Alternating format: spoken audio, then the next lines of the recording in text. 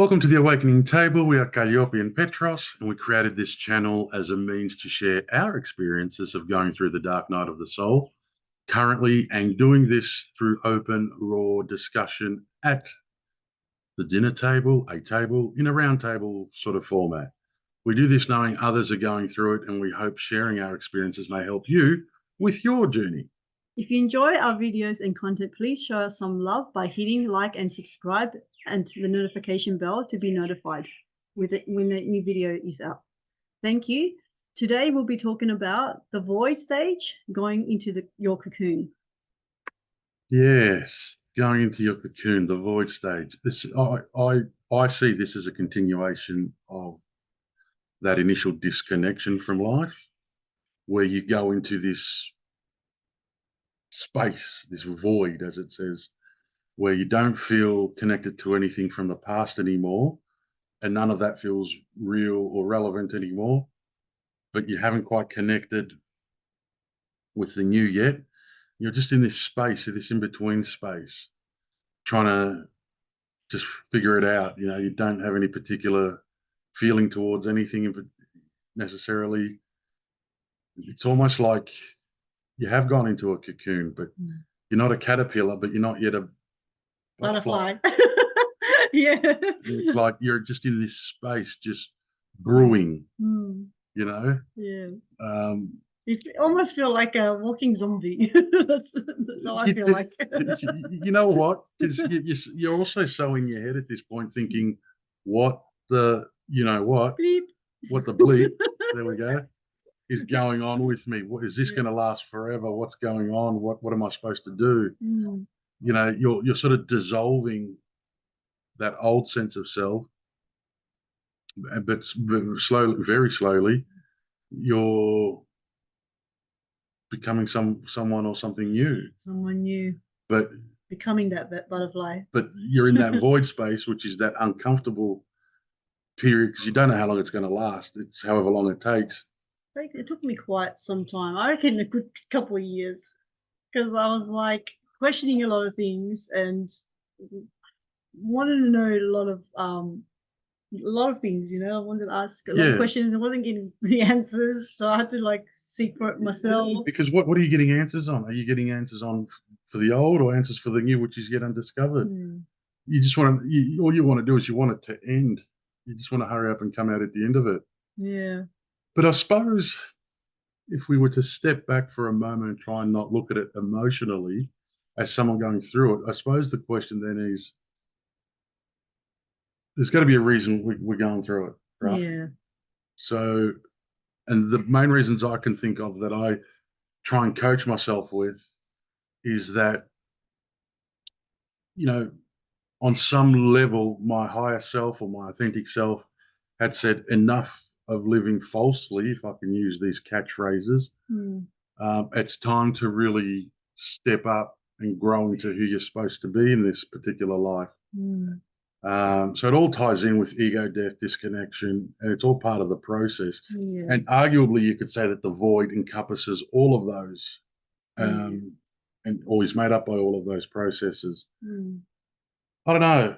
Yeah, I agree with that, because like you feel like you're stuck in that void, because you've developed, you've gained, or you've lost, and then you like come to the point where do I go from here? So yeah. And not only where do I go from here, but realizing that at the moment there's no guidance, maybe not even, or at least as far as you can notice, there's no even synchronicities, despite, regardless of what you believe, whether you believe in spirit guides or not, you just feel unguided, directionless, but yet you've got, at some point at least, you've got to make a move towards something.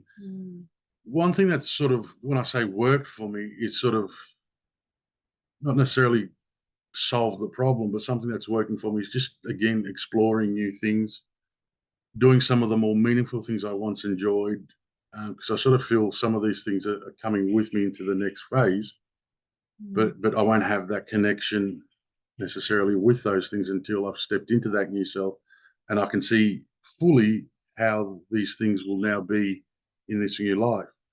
I don't know if any of that just made sense, but just rewind and play again, and hopefully you'll be able to link to what I'm Thing trying to on. say. But the point is, just try different things rather than just wallow. Yeah. Yes, sit still and sit with your emotions, but there's a fine line between doing that and wallowing. So just try and do things Yeah. that may feel fulfilling or have some meaningfulness. Have some fun as well, as much as you can, and just allow the process to happen, I guess. Yeah. For me, like I wallowed a bit because like I was like questioning a lot of things, trying to make sense of things, figure out myself. So what I did is like I sat with myself for a whole week. I stayed in bed listening to Dr. Wayne Dyer, and at that time he made a lot of sense to me. So and I was like a sleeping zombie, not a walking zombie, a sleeping zombie, because I was just laying there, Yeah, and trying to figure it out. But he made a lot of sense, and after that week, I snapped out of it, and then I started, making moves, started going out and yeah. being with myself and being with friends, and And look, some wallowing is understood because you get to a point where you think this isn't fair. At least I felt connected and passionate about something. Now it's like you've got this disconnect. You're in this void space, this empty space. You think it's not fair. And what's hard is to not compare yourself to everyone else who appears to still be connected and have it all figured out, which, we know that's not necessarily the case. yeah, But you've just got to understand and trust that you're moving to something better, and it's your ego that's tossing up all these thoughts and all these oh my god, moments. thinking and moments. Yeah, yeah, And part of the process is to disconnect from that, and that's going to take time because you've been conditioned to be ego identified all your life, basically. yeah. So you've got to sit in this void, just like a piece of coal goes through a term of high pressure to become a diamond, to use the old analogy. That's what you're doing. Yeah. That's what you're doing. Yeah.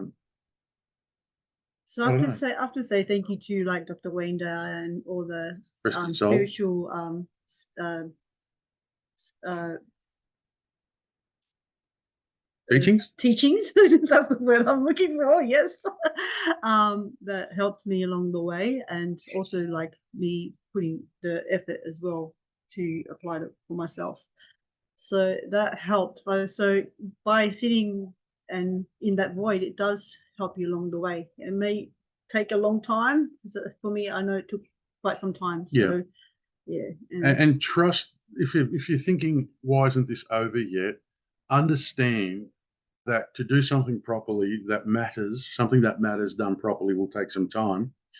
And again, something I said just a moment ago, you're breaking through all the conditioning, social conditioning, professional conditioning, familial conditioning, education system conditioning.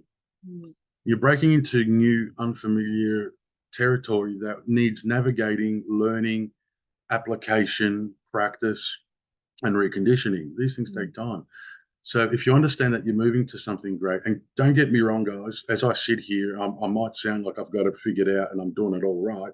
I can tell you there are nights where, you know, I I I could curl up in a ball and cry like a baby at times. yeah, Because it can be overwhelming and your head will run away at times, yeah, and you've got to chase it and bring it back, so to yeah. speak. I had the same. Like last week, I was doubting myself and questioning things, and I said, "Wait a minute, what am I doing this to Yeah, myself? yeah. Snap out of it." So now I'm aware of it. So One of the biggest questions, and maybe we'll do a video on this topic, is what's the, you sort of think, what's the point? Everything can just be unconnected from you, and we're all going to die one day anyway. And, there's that other little voice in me, at least, that said, well, you're here and you're alive. Whether you see right now a purpose or meaning is irrelevant. The fact that you're alive means you're here to do something, yeah, even if it's just to make people laugh. If it doesn't have to be some major grand thing, but you're here. So if you're going to be here and always choose to be here in this life, um, you know, make it worth your while. Make it work for you. And that also fits in quite well with breaking away with the conditioning. and moving towards a life that you prefer, Yeah. um, from a deep, authentic place, from that heart, rather than from up here and from a place of ego and Mm. all of the crap we see on TV. Yeah. Yeah. It takes a lot of time. So don't think that we've got all correct. There are some days that we question or got off trail with our thoughts and stuff like that. So it's just being aware of it and making progress day by day, because tomorrow's another day. Yeah, As Lao Tzu says, yesterday's history, tomorrow's a mystery, today's a gift. That's why it's called a present. I really like that saying. she's a poet, isn't she? You But didn't know it. it's understanding that sometimes there'll be days where you just can't be bothered doing much because it's just too much. That's okay. Yes. Part of the process will be to have pit stops. Yes. The only time you go to the places you don't want to go is when you stop doing what you need to be doing. It's when you stop putting that one foot in front of the other, and just quit. But if you chip away, you move along. You'll get to a turning point, and I might do a video on my theory about turning point. The turning point is basically when you reach that point where things go from feeling crap to being good again or better than ever. Yeah. So, as long as you keep putting one foot in front of the other and you keep chipping away, even if it's a small chip on one day, it doesn't matter. Just keep trying. keep going, because at some point you'll get to that turning point. Yeah, it gets better. It's not gonna be easy road. It's always gonna be bumps and along the way. So as long as you keep doing it and keep driving, that's means you're doing it. So it is a patience. patience. I haven't said it for a while in a few videos. Bloody patience. Bloody patience. I think that's part of our life lessons for everybody. Or for me at least it is. Well, patience. for me as well, because I'm always rushing and going and want to do it now. So that was a big test. Yep. Still is. It still is. It still is. Yeah. But it's a process. You're heading to a good place as long as you keep doing the work. And always remember, talk to someone, whether it's a good friend, a confidant, a partner, a pet, a pet. And if they start talking back to you, maybe you need help, maybe you don't. I don't know. Hug a tree. Hug a tree. Please do. But or speak to a professional if you feel you need to do that. And find one that understands the concept of dark night of the soul, that has a bit of a holistic or spiritual background, rather than someone clinical that's just looking to label you with a diagnosis. It's not to say that if you honestly believe you're sick, don't avoid medical attention, but just take the more holistic approach first, because during this period you actually may feel like you're unwell, like you've got some kind of mental illness, but 9.5 out of 10 or 95, 98% certain you wouldn't. I'll never say 100% because that would be irresponsible, but you may feel like you do, because it does mess with your mind. It is a detachment from your ego, which you've identified even on a subtle level. Even with my awareness of ego, I still didn't realize how conditioned and attached to it I was. So it's a tough process. Just allow it to happen. A lot of training in the mind. So yeah, and being with nature helps a lot. So yeah, and being with good people that are like-minded, and and see that are there for you to do well, as well as vice versa. So be around those kind of people. Be around those people. Don't be afraid to make your gatherings or meetups a bit more intimate, rather than going to large crowded and loud spaces, because you're going through something, and especially if you're an empath, your energy is going to be drained pretty much. You're already sort of draining some of that energy through your process. You go to other places where you're picking up on other people's energies, and they will drain you. So look after yourself. And if you find your mind's getting a bit too loud with all the dark and all the rubbish, just get out, move, go for a walk, phone a friend, go hit a punching bag, go lift some weights, do something to release. Gardening, if you like gardening, cooking, paint, do something. Reading, writing. So many good therapeutic things you can do. Because the main reason we feel a lot of what we feel It's because we attach to the thoughts that our brain throws or our mind throws up. Mm. Our mind is only throwing it up because it thinks by default we need protection and safety. Mm. But it's not that we need protection and safety. It's Mm. just we're going through a process, and we just need to allow that process to happen. Mm. So, that's a very brief explanation of what goes on with our mind there. So, Mm. but And maybe you like pay attention what you're doing. Like if you're watching certain things that is drifting your mind away, maybe that's you need to step away from watching TV, or maybe don't watch too much TV. Spend less time doing that and doing more being with yourself. yeah, And that's finding your own craft. actually a very good point. I must acknowledge that.